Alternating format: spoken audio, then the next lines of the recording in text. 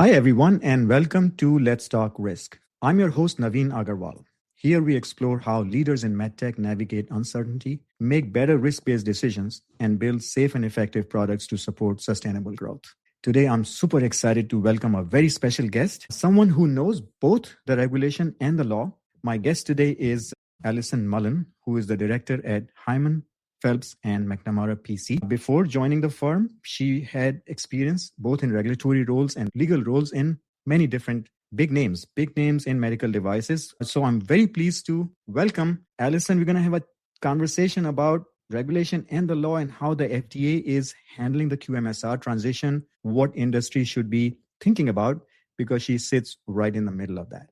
With that, Allyson, welcome to the show. How are you today? Thanks, Naveen. Thanks for having me. I'm good. How are you? I'm great.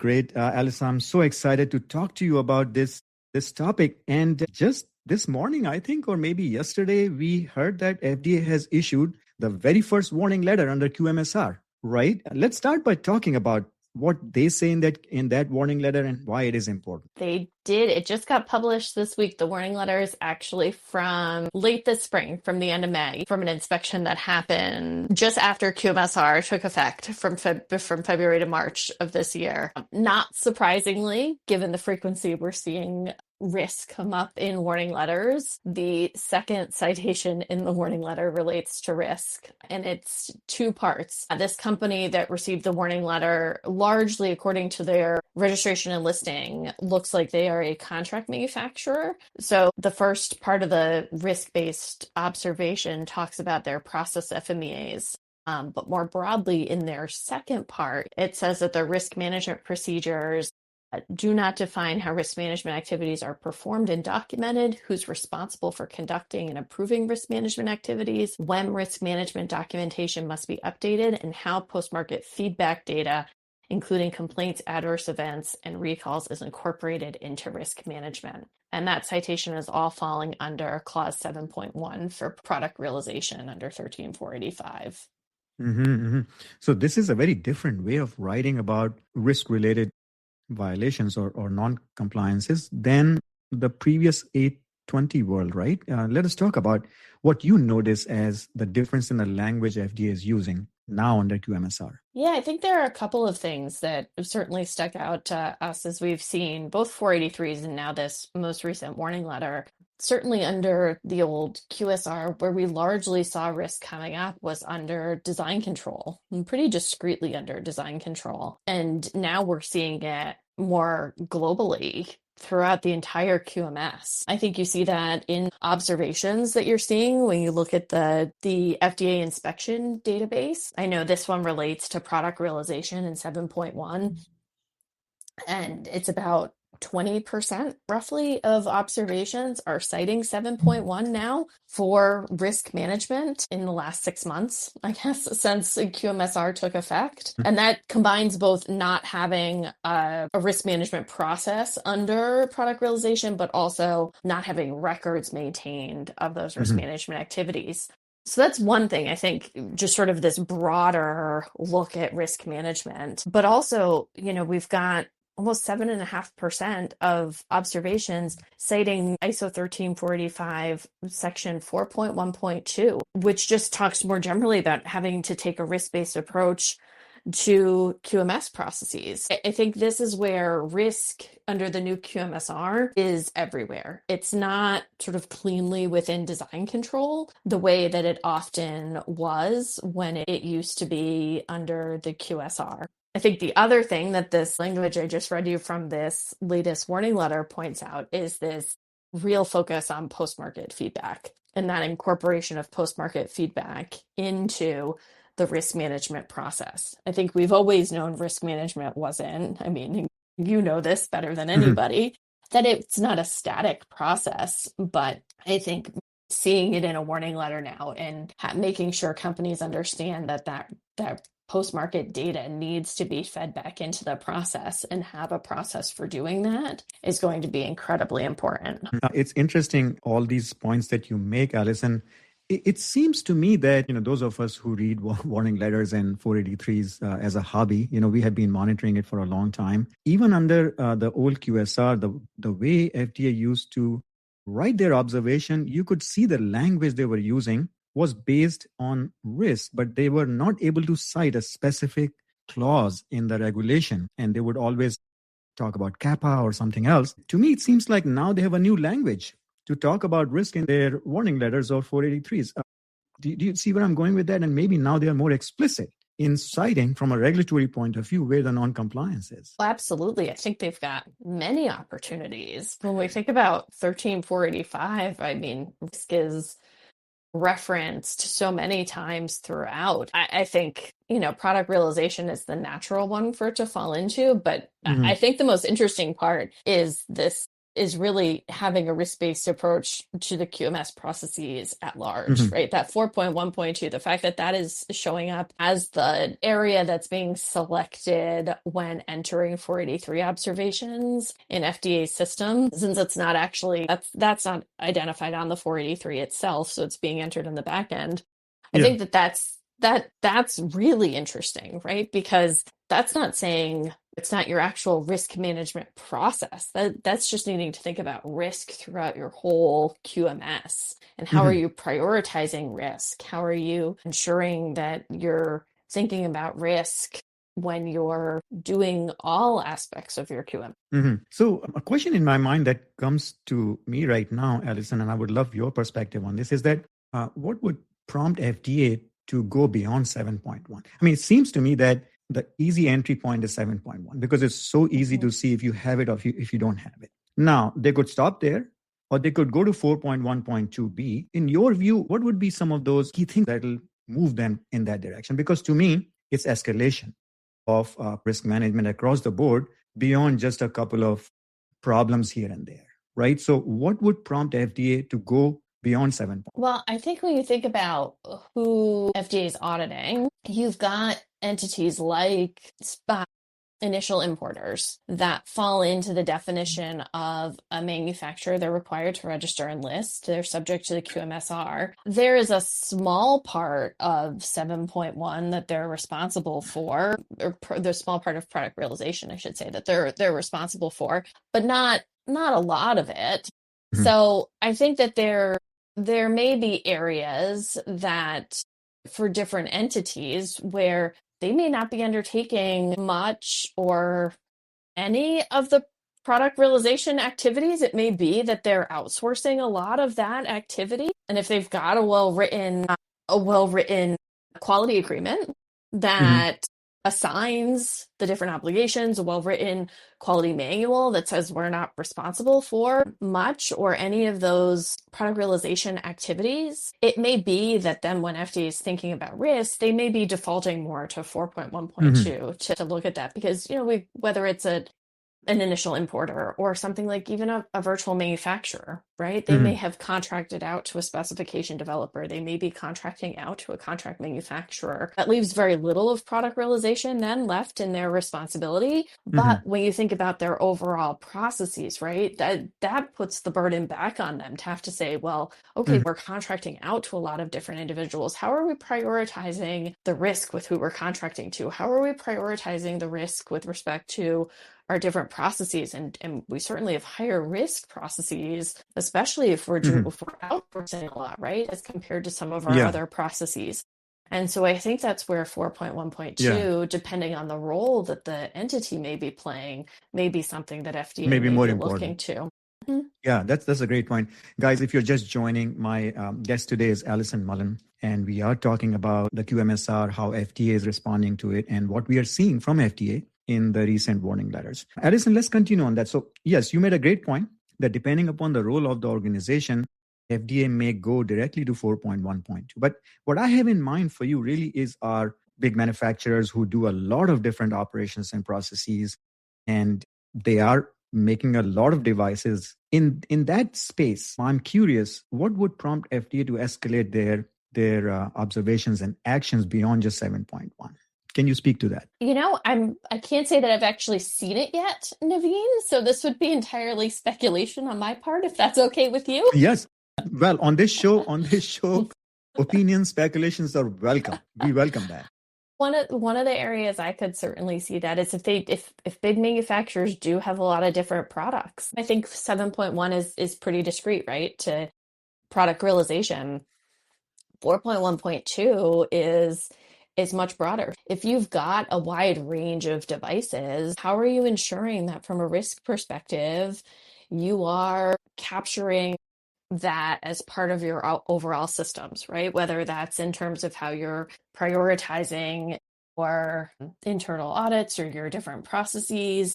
I think that there are different things that FDA could look at in 4.1.2 from an operational perspective to say, are you taking, as a business, are you too often taking the low-hanging fruit instead of doing the hard work? And I think that could show up in 4.1.2 instead of, the more discrete product realization aspects in 7.1. Yeah.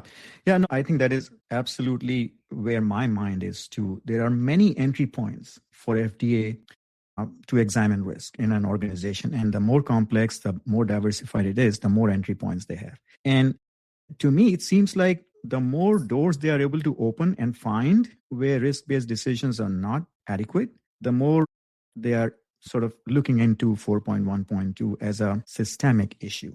That's where am I kind of overthinking this? Like I said, I think 4.1.2 could be a sign in some cases of a systemic issue. In other cases, I think it could be a sign that FDA just didn't have as big an entry point in 7.1 as they might have, depending on the company type. Yeah, that makes a whole lot of sense. Another point here is you might hear from a lot of people, hey, we have been operating under ISO 13485 for a long time.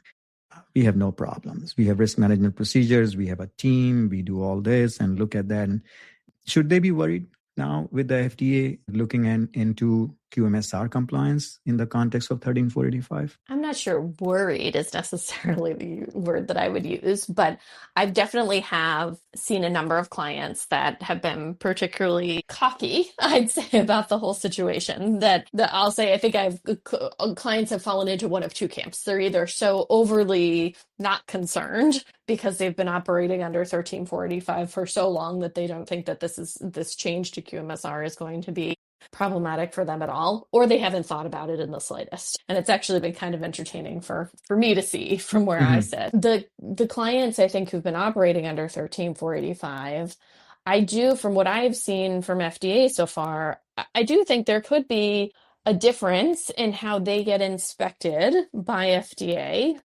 For those that aren't not participating in MDSAP, of course, than those who've been traditionally audited by their notified body under 13485. I think the notified bodies, at least in my experience, have sort of looked to, well, do you have evidence of this? Have you operated under it? Well, yes. Okay, good.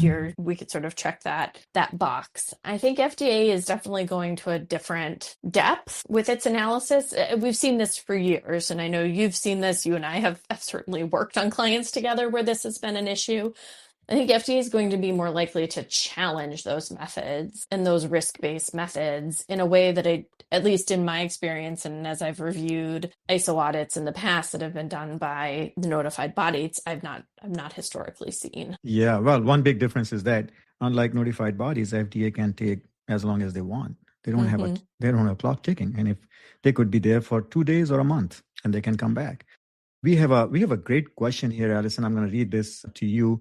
Could you please elaborate what are the typical legal risks medical device manufacturers may face with new regulations, and are there any different than before? So typical legal risks that they may face with new regulations, I think the risk is that they certainly need to be in compliance. I think there's always a risk. You should go back and check your quality agreements with any entities that you are operating with. It's certainly something I've seen in diligences recently, that agreements haven't necessarily been updated. And that there certainly is an issue where I think, especially for a lot of larger manufacturers, I would often see have very detailed assignment matrices of who was responsible for what, but they were organized by the QSR obligations. And especially for older ones that didn't necessarily anticipate the QMSR shift, they didn't include all of the obligations under 13485. And so checking those from a historical perspective will be important, because that is certainly something that when FDA comes in, and if you're looking to say, well, here's why we don't have that covered as part of our quality manual, you want to be sure you're able to point that out. But if that's not clearly defined in your contract because your contracts haven't been updated to align with the current regulatory requirements, I think that could be a real risk. So obviously needing to update your procedures, but also thinking about sort of those downstream things that you would point to during an inspection and making sure those get updated as well. Well, I think I'll be a little bit more blunt than you. It seems to me that we have to go beyond this operating mindset that, hey, we have procedures, we have had no audit findings, we are in compliance, so we are good. There's a difference between regulatory compliance and breaking the law. So I'll be blunt by saying, hey, have a legal person actually look at that, not just from a regulatory point of view, but what the law says and what are the different laws you are subject to, not just quality management. I think there are many other laws. So we'll move from there. But I'm now curious to hear from you. Oh, by the way, before I go there, guys, please, I invite you to share your thoughts, questions, comments. We have a great opportunity here with Allyson to get a real legal perspective on the topics that we talk about. So Allyson, now I'm going to switch gears here. Like, even FDA is operating under a new environment here, right? Their investigators, everybody's trained under QSR. They can get it wrong too, right? So have you seen anything like that? And if that happens, what should people do? I mean, I think there always is opportunity to get it wrong. I think we've seen, that's not just QMSR though, Naveen, right? I've always looked at a 483 as sort of an opening argument. FDA is giving you their view. You have to respond back. I mean, even a warning letter only tells, I'd say best case, 50% of the story, right? And so I think that it's important to remember that when responding to, and I think anytime, at least I'm counseling a client and they're responding to whether it's a 483 or a warning letter, part of this is setting the record straight and making sure that you're providing appropriate background, because the person you're writing to is not always the person that was in the room with you. They're not the person that you provided the documents to.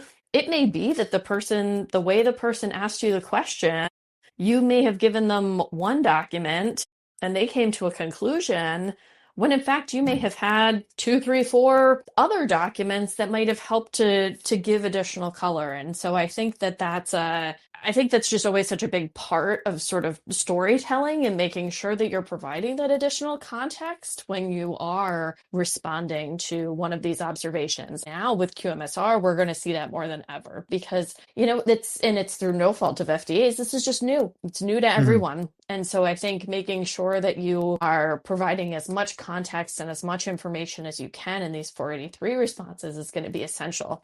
I mean, I'm curious to see, now that we've started to see warning letters come out, certainly folks like you and I, like you said, who read them as a hobby, we're going to be paying super close attention to these, because they're going to tell a story too, right? They're going to tell FDA's side of the story of where's FDA looking? What are they seeing? How are they thinking about these things? We can sort of get a sense from the 483, the different categories that they're looking at, but the warning letters give us a next level view down. And that is going to be incredibly telling as we go forward, to just get a more detailed sense of not just where they're seeing the gaps, but the kinds of gaps, the nuance that you're not going to get from the strict requirements that are laid out in 13485.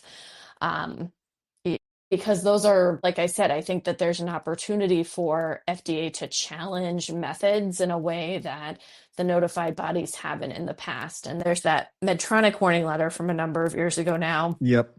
When they talked about challenging Medtronic's methods for estimating risk. And I'll just be curious to see if we start to see more observations like that in warning letters, but it's that kind of level of granularity that I think will be most informative as we start to see that information come out.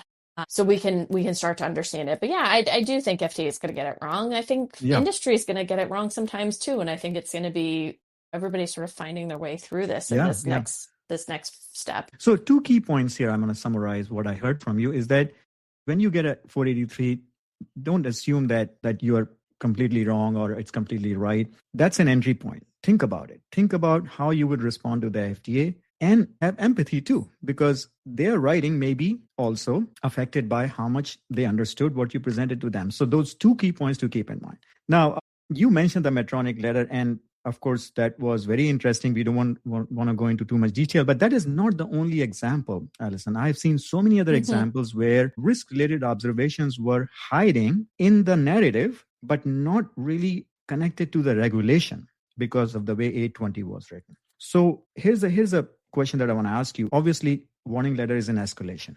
By the time you get a warning letter, things are not looking good for you. You have to work extra hard to satisfy FDA. People used to work very hard, and I've been in those situations where it took a lot of effort to respond. Now, in the new world with the QMSR warning letter, do you anticipate this situation to be even more challenging? How should people be thinking about responding to an FDA warning letter under QMSR? I'm not sure it's going to be any more or less challenging.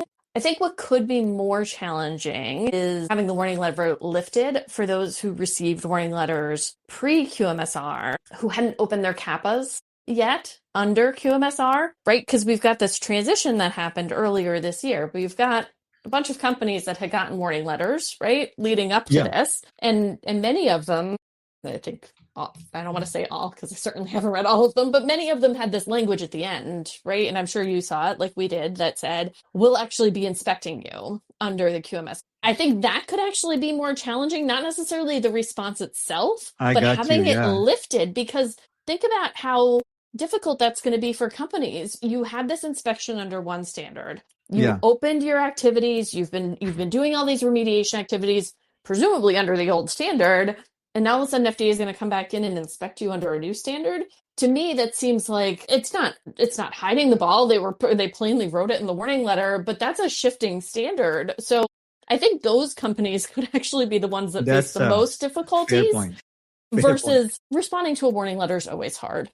I think if you were inspected under QMSR and you get a QMSR warning letter, okay, at least that's a standard you're operating to. It may be a different standard than what you were used to, but I think these ones who are sort of done under one and then they're going to be inspected under another, I think that could be.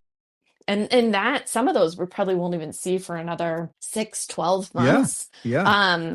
And those I think could be some of the most challenging. And I'll be curious to see how some of those play out. What I'm going to say is that if you are in that situation, hire a good lawyer. That is a very good point. So, Allyson, we are running short on time, but I do have a question I want to ask you. You started your career in the regulatory world. Then you went to law school. You became a lawyer. Walk us through your journey. What was it like, and how that could help a lot of people and colleagues in the industry who might be considering a same career path? I have thoroughly enjoyed it. I think having come from in-house, I have an appreciation for what happens in-house, whether it is design and development or what it takes to execute a recall, simply finding all of those complaints and where all those devices went, because I've done those kinds of things. But going to law school gives you a new appreciation for the regulations and the law and where the things that we're doing every day as regulatory and quality professionals, where those originate and what the consequences are for not doing them. So I think having done both, it gives me a level of appreciation on both sides. Wonderful. So I hope many people would consider that, because we certainly want this level of expertise out there in the industry. So, Allyson, I want to give you a couple of minutes to just process your thoughts and think about maybe 2 or 3 key takeaways we can share with our audience today. In the meantime, guys, I'm going to share with you a very quick announcement. We're going to take a couple of weeks of break during the month of August for some personal reasons that I have. So we will probably come back again late August for our bi-weekly podcasts.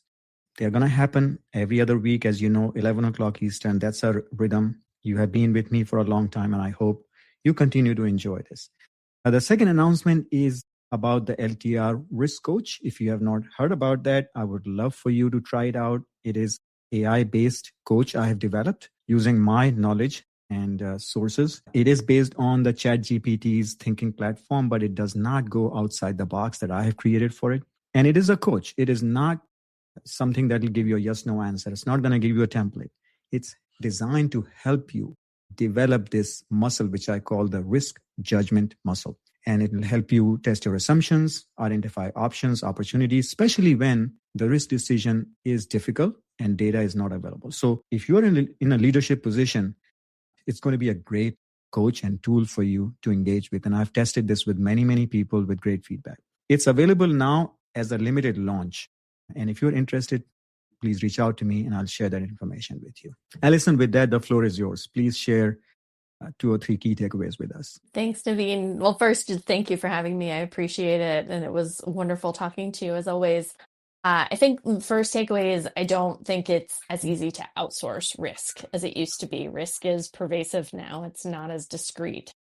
But even with that in mind, don't forget to have a good quality agreement and check those quality agreements that you do have with your contractors and your suppliers. I think it's one of the biggest areas that we as lawyers see, whether it's in diligence or just in our everyday work, that those contracts are either not well written or the obligations are not well defined. So check those quality agreements. The other one is I'm going to make a plug for the FDA law blog. We will certainly have a post coming out on the warning letter itself, but I think keeping an eye on those warning letters, like we talked a lot about, Naveen, I think they are going to be incredibly telling about where FDA is thinking about risk and where they're looking and where they're thinking about the QMSR. So I think our blog is one area that you can keep an eye on what's going on there, and we'll be sharing more about that on our blog as well. Wonderful. And we'll share the link to that blog in the show notes, guys. So definitely check it out. A lot of good information there, I'm sure, not just QMSR. So it'll be a good way.